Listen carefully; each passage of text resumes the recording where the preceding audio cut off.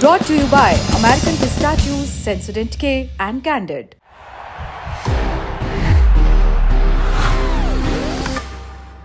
That's the power of pistachio. ये खबर है प्रयागराज से। यहाँ करछना के सोटा गांव में 35 साल के एक दलित व्यक्ति देवी शंकर की हत्या के आरोप में 8 लोगों को गिरफ्तार किया गया। पुलिस के मुताबिक हत्या का मुख्य आरोपी दिलीप सिंह है। उसे देवी शंकर का एक महिला से बात करना पसंद नहीं था, इसके चलते हत्या कर दी। देवी शंकर के परिजन हत्या की दूसरी वजह बता रहे हैं। उनका कहना है देवी की हत्या खेत में काम करने से इनकार के चलते हुई। उनके पिता अशोक कुमार ने पुलिस में एफआईआर दर्ज कराई, जिसके मुताबिक 12 अप्रैल की रात करीब 10:30 बजे दिलीप उनके घर आया और देवी शंकर को खेत में सामान ढोने के लिए ले गया। अगली सुबह 5:30 बजे खेत के पास बगीचे में उनकी अधजली लाश मिली। आरोप इसके बाद आरोपियों ने देवी शंकर के घर पहुंचकर धमकी दी, जाति सूचक शब्दों का इस्तेमाल किया। अंग्रेजी अखबार इंडियन एक्सप्रेस ने पुलिस की शुरुआती जांच के ब्यौरे छापे, जिसके मुताबिक खेत में काम करने के बाद दिलीप, शंकर और आरोपियों ने बगीचे में शराब पी। इसी दौरान दोनों के बीच बहस हुई और आरोपियों ने शंकर के सिर पर ईंट मारी और गला दबाकर हत्या कर दी। सबूत मिटाने के लिए शव को आग लगा दी और फरार हो गए। देवी शंकर की मां के मुताबिक उनके बेटे ने दिलीप सिंह के गेहूं के खेत में काम से इनकार किया था, इसलिए मार दिया गया।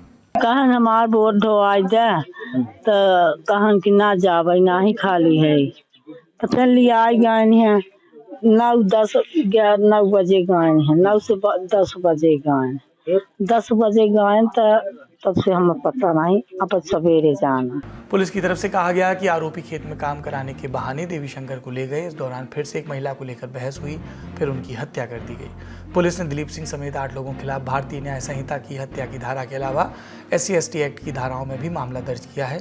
8 आरोपियों को रिमांड पर लेने के बाद जेल भेज दिया गया। इनके नाम दिलीप सिंह, संजय सिंह, मोहित सिंह, मनोज सिंह, अवधेश सिंह, शेखर सिंह, अजय सिंह और विमलेश गुप्ता। देखिए, जो आरोपियों से भी पूछताछ में और अन्य वैज्ञानिक साक्ष्यों से और अन्य तथ्यों से जो प्रकाश में आया है वो ये हुआ है कि जैसे खेत इत्यादि में कार्य करने के पश्चात जब ये लोग बाग में बैठ करके साथ में बैठे हुए थे तो इसी प्रकरण को लेकर के 2 लोगों की आपस में एक ही महिला से बात करने के संबंध को लेकर के वहीं पे जो झगड़ा है वो प्रारंभ हुआ था और उसी के पश्चात इन्होंने इसके साथ मारपीट किया, उसके पश्चात उसकी हत्या कर दी। घटना के सामने आने के बाद राजनीति तेज हुई। सपा के राष्ट्रीय अध्यक्ष अखिलेश यादव ने एक्स पोस्ट में घटना की निंदा की।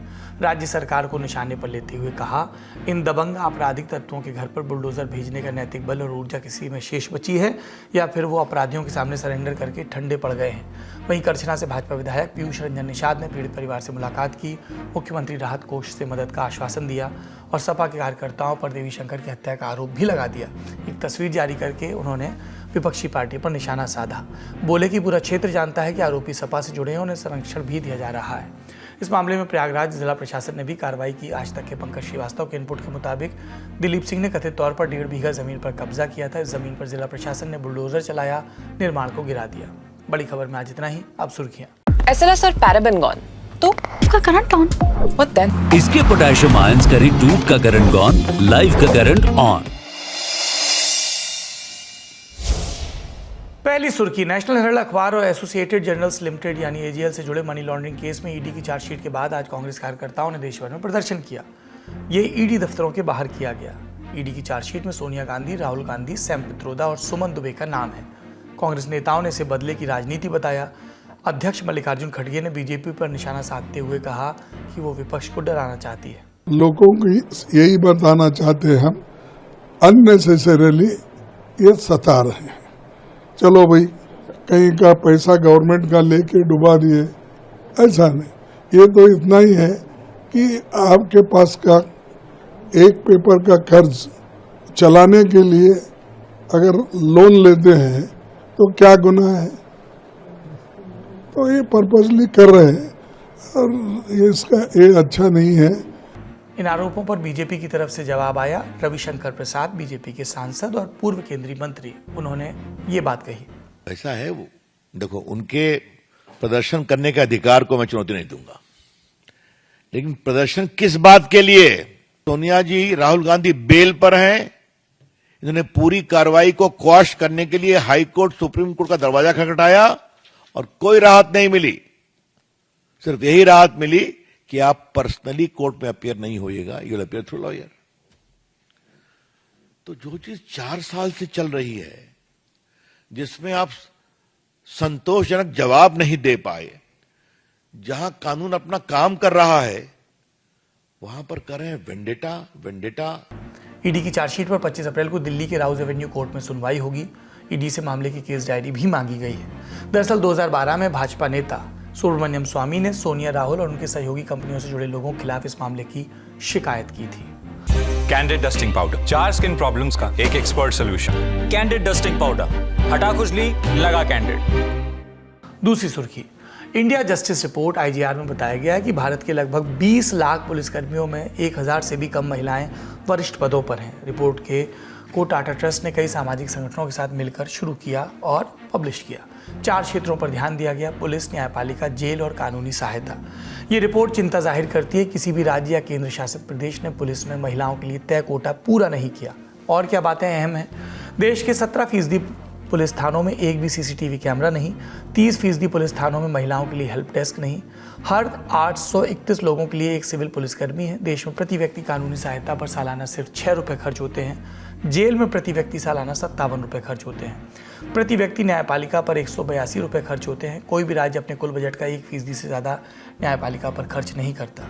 दिल्ली की बात करें तो यहाँ की जेलों में 91% कैदी विचाराधीन हैं, यानी उनके मुकदमे अभी चल रहे हैं। रिपोर्ट में बताया गया कि जेल प्रबंधन में तमिलनाडु पहले स्थान पर है, लेकिन पुलिस व्यवस्था में उसकी रैंकिंग 2024 के तीसरे से गिरकर 13वें स्थान पर आ गई, क्योंकि बजट और प्रशिक्षण में प्रदर्शन कमजोर रहा। कर्नाटक एकमात्र राज्य जिसने पुलिस और न्यायपालिका दोनों में कोटा पूरा किया। यूपी का भी जिक्र है। कहा गया कि यूपी की जेलों में क्षमता से ज़्यादा कैदी है। ये भी कि हाईकोर्ट में आधे से ज़्यादा जज नदारद हैं। तीसरी सुर्खी, केरल के शिक्षा मंत्री वी शिवनकुट्टी ने 14 अप्रैल को NCERT की अंग्रेजी पाठ्यपुस्तकों को हिंदी शीर्षक देने की आलोचना की। अब इस मुद्दे पर NCERT का जवाब आया। संस्था ने कहा उनकी भाषा की पाठ्यपुस्तकों के नाम भारतीय संगीतमय वाद्य यंत्रों और शास्त्रीय रागों पर रखे गए, जैसे बांसुरी, मल्हार, सारंगी, मृदंग, वीणा, संतूर, पूर्वी, ख्याल और दीपकम। ये नाम इसलिए चुने गए क्योंकि ये भारत की विरासत का हिस्सा है और देश की सभी भाषाई और सांस्कृतिक परंपराओं में आम है।